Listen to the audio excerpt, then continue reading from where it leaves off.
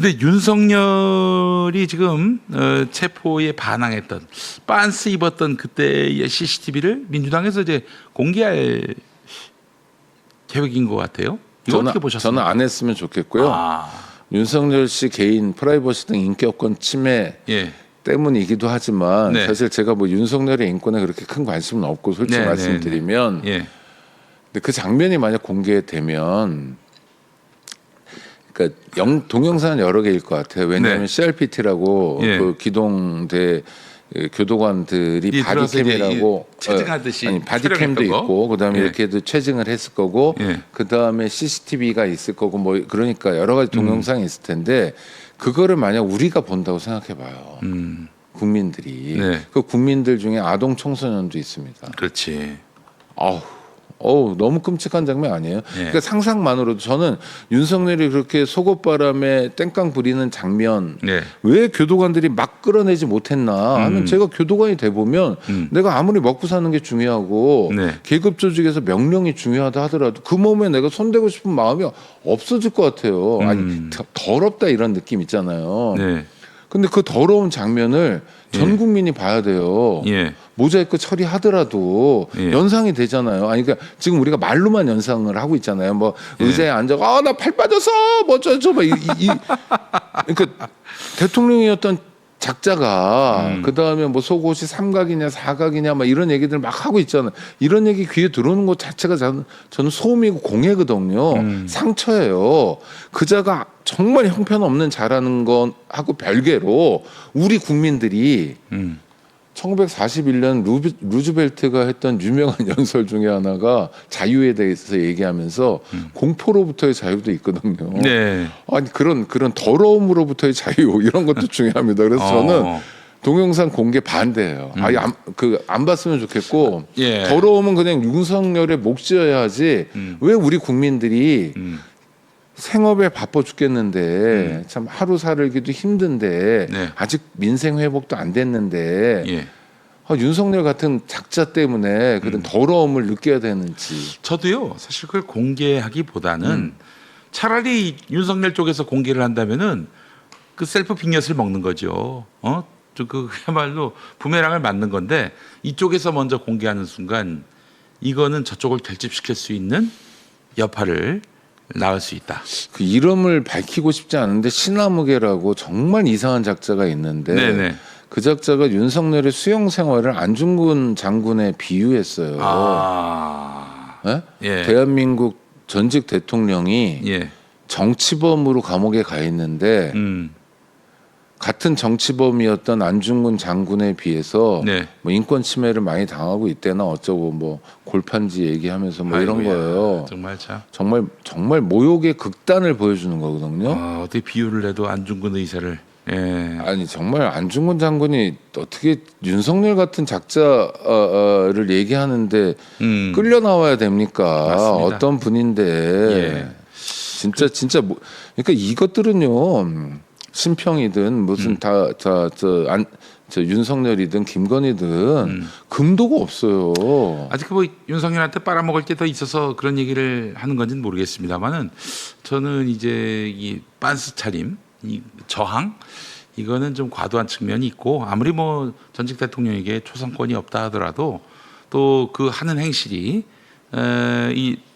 그 인치를 하려고 하는 건데 그걸 거부하는 이 불법적 행위에 대한 어떤 이 실상을 국민들에게 공개하고 또 그자들이 뭐 무슨 부당한 행위를 당했다고 자꾸 이렇게 거짓말을 하고 있는데 이 실상을 보여드리기 위한다 하더라도 기본적으로 망신 주기 의도는 저쪽 편을 결집시킬 수 있는 그럼요. 기제가 아니, 되기 지금도 때문에 친아무개가 예. 윤석열을 정치범이라고 규정하고 네. 안중근 장군까지 끌어들이고 있는 상황인데 네. 만약에 그런 더러운 모습까지 공개되면 정치범을 넘어서 양심수가 될 거예요. 그렇지. 양심수라고 떠들고 다닐 거예요. 네. 근데 진짜 양심수였던 분들 입장에서 얼마나 큰 모욕입니까? 자, 조국의 광복을 위해서 네.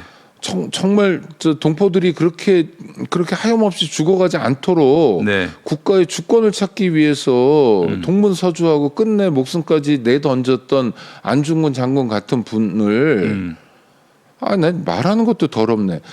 윤석열한테 비교하는 네. 대한민국 국민들이 있잖아요. 그 작자는 무슨 로스쿨 교수예요. 네. 아유 정말 하여튼 같은 양심수가 아니라 낭심수를 했으면 좋겠어요. 양심수는 뭡니까? 음낭할 때 아유, 낭심수. 네. 하여튼 뭐라고 장명하기도 어려운 더러운 작자들이에요. 정말 예. 어떻게 이런 작자들이 튀어나와가지고 예. 국민 다수의 선택을 받아서 대통령이 되고 예. 지금까지 떵떵거리고 예. 마지막 순간은 아직 안 왔습니다만 하여튼 지금까지도 무슨 안중근 장군까지도 모욕하고 뭐 글쎄 곳곳에서 별의별 일을 다 벌이고 있는 네. 정말 더러운 나날입니다. 예, 낭심수 윤석열. 절대 양심수가 될 수 없는 윤석열에게 힘을 실어줄 필요는 없다. 이 차원에서 CCTV 공개에는 반대하시는 우리 오창희 국장님의 입장을 들어봤습니다. 자, 띠지 분실 네. 난리 났습니다. 이것 때문에 이거는 저는 검찰을 폭파해도 될 그런 아주 중대한 이 비위라고 판단을 하는데 국장님 어떻게 보십니까? 그러니까 이제 관봉권이라는 건 우리가 그렇죠. 사진으로 봤잖아요. 건진 집에서 발견된 이 말하자면은 관봉권이 있는 네. 갓 은행에서 나온 듯한 네네. 화폐. 그러니까 우리가 실제로 현장을 보진 못했지만 검찰에 따라 전해 들은 거잖아요. 1억 6,500인가 현찰이 있었고 그중에 5천만 원이 네. 관봉권으로 이렇게 비닐로 쌓여 있었고 그 띠지가 있었고 예. 그다음에 그걸 구분하는 스티커도 있었다는 건데 예. 비닐만 하더라도 그게 지문 적출을 할 수 있는 아주 중요한 범죄 단서거든요. 네. 근데 그 비닐로 덮여 있었던 부분에 대해서는 언급조차 없어요. 네. 그다음 띠지 같은 경우에는 이 돈이 어디로 갔다. 그러니까 이를테면 국정원의 특활비인지 뭔지 뭐 네. 경호처에서 나온 건지 또는 검찰에서 온 건지 뭐 어디서 온 건지를 알 수 있는 아주 중요한 범죄의 단서였거든요. 근데 현장에 출두한 압수수색에 나선 검찰 직원들이 뭐 검사는 아닐 것 같긴 하지만 네. 검사가 됐든 검찰청 직원이 됐든 간에 네. 이거를 분실했다는 거잖아요. 예. 아니 어떻게 분실할 수 있죠? 또 하나 돈을 세다가 그랬다고 하는데 이 설명도 성실하지 않아요. 그러니까 굉장히 의도적으로 중요한 증거를 없애버렸다는 생각이 들어요. 네. 그런데 문제는 그런 범죄 행위가 일어난 거예요. 그러니까 범죄를 진압하고 단속해야 될 검찰에 의해서 범죄가 저질러졌어요. 범죄를 은닉시켜 버린 거예요. 진짜 범죄자들이 보이지 않게 한 거예요. 그런데 아무 일도 없었어요. 네. 야, 기본적으로 그러면 그게 실수인지 고의인지 감찰이라도 해봐야 되는 거 아니야. 공무원이니까. 네네. 수사 중이니까 감찰은 하면 안 돼. 이런 법이 있습니까? 네. 이런 규정이 있습니까? 네. 슬쩍 넘어가 버렸어요. 그리고 감찰도 안 해보고 남부지검은 결론을 내버렸어요. 뭐라고 냈냐? 실수했다.